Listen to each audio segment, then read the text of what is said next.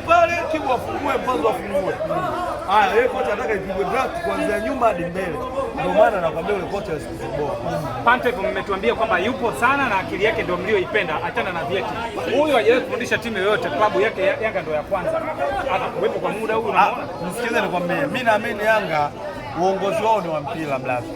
Hadi unaona kocha amesajiliwa, Yanga hawezi meneja wakaleta kocha. Na maana ukiona kocha anasajiliwa ujue ni kocha. I believe kabisa makosa ambayo yamejitokeza kwa Romain Folz hawawezi wakayarudia tena. Kwa huyu kocha aliyekuja, wewe utaelewa nini anachokifanya. Wewe kwani kuna kitu chochote umeshakiona? Simona draft limepigwa hapa. Hilo umekaa chini. Pasi limepigwa watu wanashangilia. Leo wananchi wametoka na furaha unajua. Hamna shabiki wa Yanga alitoka na lalamika leo. Mpira umechezwa, zimefungwa goli chache lakini timu imecheza. Na wana Yanga wanataka hicho. Kwamba zinapigwa goli 2, goli 3 lakini watu wapata burudani, mioyo imesuzika. Na kocha ametimiza hicho.